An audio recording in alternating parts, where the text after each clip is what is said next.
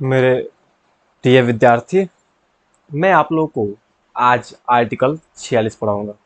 आखिर आर्टिकल 47 में पढ़ाने से पहले जो हमारे नए बच्चे हैं, जो नए अभ्यर्थी हैं, जो जुड़े हुए हैं पढ़ने के लिए, मैं उनसे पहले बता दूं कि मैं टीआरई 4.0 को विशेष रूप से ध्यान में रखते हुए मैंने जो ये प्रोग्राम स्टार्ट किया है, इसमें मैं स्पेशली टीआरई के बच्चों को इसमें मैं गाइड करूंगा, पढ़ाऊंगा, ताकि वो एक बेहतर अपनी तैयारी को बूस्ट कर पाएँ और एग्ज़ाम में एक अपना सफलता के क्षेत्र में, फील्ड में एक अपना सीट पक्का कर पाएँ। बिना बिना देरी के मैं इस लेक्चर को स्टार्ट करता हूँ। उससे पहले बता दूँ कि आप लोग अगर वीडियो को पहले अगर आपने वीडियो नहीं देखा है तो बहुत सारे मैंने इससे पहले वीडियो डाल चुका हूँ। वीडियो देखिए और चैनल को सब्सक्राइब कर लीजिए, वीडियो को लाइक कर लीजिए। अगर जो भी अभ्यर्थी, आपके दोस्त, हित मित्र जो भी तैयारी की तैयारी कर रहे हैं, उनसे जाकर बोलिए कि हमारे चैनल से जुड़ जाएँ और अपनी तैयारी को और बेहतर बनाएँ। आइए हम देखेंगे आखिर आर्टिकल 46 में क्या है। और देखिए, आप लोग को पता होगा कि मैं डीपीएसपी पढ़ा रहा हूँ। डीपीएसपी को होता है directive principle of state policy, राज्य की नीति के निर्देशक तत्वों। और राज्य की नीति के निर्देशक तत्वों का मतलब होता है कि हमारे संविधान निर्माताओं ने जब संविधान बनाया तो कुछ जिम्मेवारी ली। संविधान निर्माताओं ने संविधान निर्माण किया तो कुछ हमारे राज्य को जिम्मेवारी मिली। राज्य कहने का मतलब है राज्य सरकार। और राज्य सरकार कहने का मतलब ये नहीं है कि यूपी की सरकार, बिहार की सरकार। राज्य की सरकार मतलब देश की सरकार। देश की सरकार की कुछ रिस्पॉन्सिबिलिटी संविधान निर्माताओं ने दिया कि आपको ये काम करना है। कौन कौन से काम? शिक्षा का काम, स्वास्थ्य के काम, विकास के काम, लोक कल्याण के काम। इसी फील्ड में अनुच्छेद 46 भी आता है, जिसमें एक कल्याणकारी बात की गई है। आखिर अनुच्छेद 46 क्या कहता है, क्या कहता है, इसका मतलब क्या है? और हमारे संविधान निर्माताओं ने जो भारतीय संविधान के भाग 4 में डीपीएसपी डाले और डीपीएसपी के माध्यम से उन्होंने एक विकास की बात की, वो क्या है? पहले ध्यान रखिएगा। तो आर्टिकल 46 है, संविधान के किस भाग में है? आर्टिकल 46 संविधान के किस भाग में है? तो संविधान के भाग 4 में। इस भाग 4 को क्या कहते हैं? चरभाग को डीपीएसपी कहते हैं। और अब आर्टिकल 46 का जो मुख्य विषय था वह अनुसूचित जाति और जनजाति को लेकर था। आखिर बात यह है कि जो हमारे समाज से पिछड़े वर्ग के लोग हैं, जो विकास के पथ पे बहुत पीछे थे। हम प्राचीन काल से देखते आ रहे हैं कि हमारे समाज में जो स्वर्ण सवर्ण समाज के लोग थे, शिक्षा पर उनका अधिकार था। और जो दलित वंचित वर्ग के लोग थे, वो शिक्षा से काफ़ी दूर थे। उनकी शैक्षणिक विकास भी नहीं हो पाया था और शैक्षणिक विकास न होने के कारण ही उनकी आर्थिक विकास भी उतने एक अच्छे तरीका से नहीं हो पाया था, जिससे समाज का कल्याण हो सके, समाज में उनका एक योगदान दे सके और समाज के एक मुख्य धारा में आ सके। ये सबको देखते हुए संविधान निर्माताओं ने हमारे संविधान में अनुच्छेद 46 डाला और कहा कि इसमें हम SC ST की बात करेंगे। इसका SC and ST, SC ST को अगर जिसको पता नहीं मैं बता दूं, इसको शेड्यूल कास्ट कहते हैं, इसको शेड्यूल ट्राइब कहते हैं, इसको अनुसूचित जाति कहते हैं, इसको अनुसूचित जनजाति कहते हैं। इसमें दलित समुदाय के लोग आते हैं, इसमें जनजाति समुदाय के लोग आते हैं।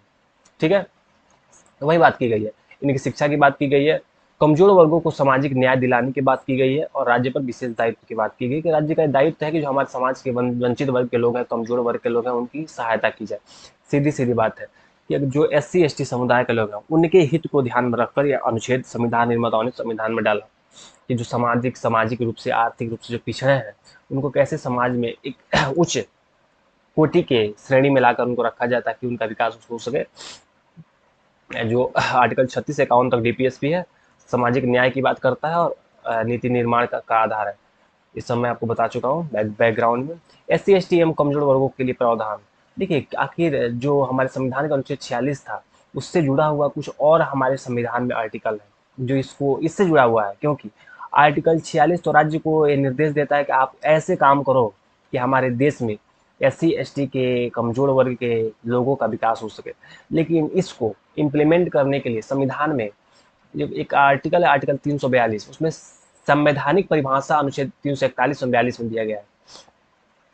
और ओबीसी और SC ST OBC के बारे में जो जो हमारे देश में जो आरक्षण जैसे प्रावधान है और विशेष उनकी सहायता के प्रावधान है, जो यहाँ से निकला है, आर्टिकल 341 342, तो ध्यान में रखिएगा। और किस आर्टिकल में कहा गया है कि उनके उत्थान की बात की गई, उनका आर्थिक और कमजोर और शैक्षणिक और आर्थिक रूप से पिछड़ेपन की बात की गई, तो आर्टिकल 46 में की गई है। 46, बस आपको इतना ध्यान रखना है, क्योंकि आप देखिए, आप यूपीएससी की तैयारी नहीं कर रहे हैं, यूनियन पब्लिक सर्विस कमीशन की तैयारी नहीं कर रहे हैं, आप सिर्फ बीपीएससी, आप बीपीएससी की तैयारी कर रहे हैं, बीपीएससी में भी टीआरई 4 टीआरई की तैयारी कर रहे हैं, टीचर रिक्वायरमेंट एग्जाम की तैयारी कर रहे हैं, सिर्फ आपको टीचर बनना है, आपको आईएएस का एग्जाम नहीं देना है कि आपको इतना डीपली जाना है, बस हल्का सा आपको पता होना चाहिए कि आखिर आखिर है क्या और किस बारे में बात की गई है। तो शैक्षणिक व आर्थिक हितों का संवर्धन, मतलब शैक्षणिक हित वही भाई, शैक्षणिक हित क्या है कि निःशुल्क शिक्षा, अनिवार्य शिक्षा, छात्रवृत्ति योजनाएं, आरक्षण, जितने भी मुद्दे हैं जो भी दिखता है हमको समाज में कि आरक्षण दिया जा रहा है, छात्रवृत्ति दिया जा रहा है, वंचित वर्ग के लोगों को उत्थान के लिए निःशुल्क शिक्षा दिया जा रहा है, तो आर्टिकल आर्टिकल 46 की मूल भावनाओं से ही प्रेरित है। आर्थिक हित, भूमि सुधार, ऋण माफी, स्वरोजगार जैसी योजनाएं, जैसे आर्थिक सशक्तिकरण जैसे बातें की गई है, इनको जो महिलाएं हैं उनको कैसे सशक्त बनाया जाए, ये सारी बातें कहाँ से निकला है, आर्टिकल 46 से निकला है। राज्य का दायित्व है कि वे ऐसा कुछ करें कि उनके आर्थिक विकास हो पाए। तो कुल मिलाकर बात वही है कि अनुच्छेद 46, अगर आपको अनुच्छेद 46 से कोई क्वेश्चन पूछता है तो मूल बात याद रखिएगा, शिक्षा, आर्थिक और सुरक्षा, ये 3 बातों को लेकर चलिएगा, इतना याद रखिएगा। किससे जुड़ा हुआ है, एक हल्का सा क्वेश्चन पूछ देगा, एससी से, एसटी से, या किससे जुड़ा हुआ है, बस कुछ बातें जो मूल बातें होती है, बातों को ध्यान में रखते हैं हमको आगे बढ़ना है, क्योंकि ज़्यादा डीपली क्वेश्चन बनेगा नहीं। और मैं कुछ इसमें डाटा डाल दिया हूँ आपको जानने के लिए, जो देखिए पीडीएफ में बहुत सारी चीज़ें होती हैं, मैं कुछ बताता हूँ, कुछ को स्टॉप कर देता हूँ, क्योंकि मैं इस पीडीएफ में जो बातें हैं उन बातों में से कुछ बातें मैं आपको बताता हूँ जो बहुत ज़रूरी है, कुछ नहीं बता पाता हूँ, उसको आपको पढ़ना है पीडीएफ अच्छे से, हमारे टेलीग्राम चैनल पे, टेलीग्राम चैनल का नाम कुंदन कुमार मिश्रा। देखिए इसमें इस चैनल पे जाइए, कुंदन कुमार मिश्रा पे, और वहाँ पे टेलीग्राम चैनल है, वहाँ से आप ज्वाइन कर सकते हैं। ठीक है, कुंदन जिस नाम से यूट्यूब चैनल है उस नाम से ही टेलीग्राम चैनल है, वहाँ से जाइए, पीडीएफ हर दिन का पीडीएफ रहता है वहाँ पे, डाउनलोड करके अच्छे से पढ़िएगा, एक एक बात को समझिएगा कि मैं क्या बात कर रहा हूँ, एससी एसटी के विकास की बात कर रहा हूँ। अगर मैंने आपको एक एक एक लाइन समझाया तो बहुत लेंदी वीडियो हो जाएगा, आप देख नहीं पाओगे, इसलिए मैं बोल रहा हूँ। एक्चुअली मुझे थोड़ा सा सर्दी खांसी हो गया, इसलिए मैं थोड़ा सा अच्छे से बोल नहीं पा रहा हूँ, लेकिन फिर भी क्लास लेना ज़रूरी है, क्योंकि आपका टीआरई एग्ज़ाम बहुत नज़दीक है। ठीक है, तो आप लोग मन लगा के पढ़िए। और आइए हम देखते हैं आपकी हमारे संविधान की जो मूल बातें हैं, जिससे 46 किस भाग में है, सीधा क्वेश्चन बनेगा, क्वेश्चन बनेगा 46 किस भाग में है, भाग 3 में है, भाग 4 में है कि भाग 5 में, आंसर होगा भाग 4।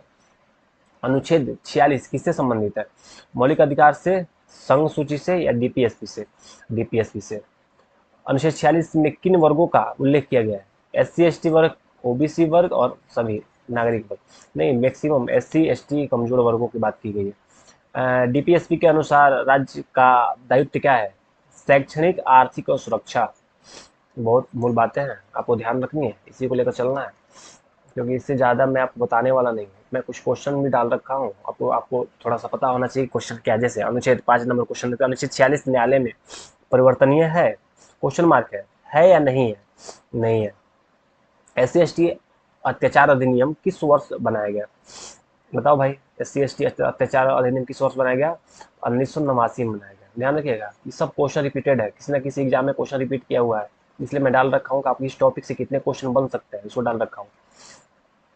अनुच्छेद 46 किसके साथ पूरक है, अनुच्छेद 46 किसके साथ पूरक है, अनुच्छेद 17, 17 में क्या है, बताओ 17 में क्या है, तेजी करो आप लोग, बताओ, कोई नहीं, आप लोग जाइए, हमारे जो फंडामेंटल राइट पढ़ाए हैं, फंडामेंटल राइट में जो टॉपिक दिया हुआ है उसमें पढ़िए, उसमें लिखा होगा अस्पृश्यता का अंत, अस्पृश्यता मतलब छुआछूत होता है, अछुआछूत किससे होता है, तो एससी से और एसटी से, इन लोगों को समाज में अछूत माना जाता है, और इसी को देखते हुए हमारे संविधान निर्माताओं ने अनुच्छेद 17 इंक्लूड किया हुआ था। देखिए, तो कुल मिलाकर अनुच्छेद 341 किससे संबंधित है, एससी से संबंधित है। देखिए, मूल बात यह कि बहुत सारे क्वेश्चन ऐसे हैं जो आपके एग्जाम में सीधे आएंगे, और मैं क्वेश्चन भी डाल रखा हूँ, 5-7 क्वेश्चन में प्रैक्टिस करा दिया, तो इसलिए आपको पता होना चाहिए कि क्वेश्चन कैसे बनते हैं। अगर वीडियो अच्छा लगा वीडियो को लाइक कीजिए, चैनल को सब्सक्राइब कीजिए, दोस्तों में शेयर कीजिए, फिर मिलते हैं नेक्स्ट वीडियो में, बहुत बहुत धन्यवाद।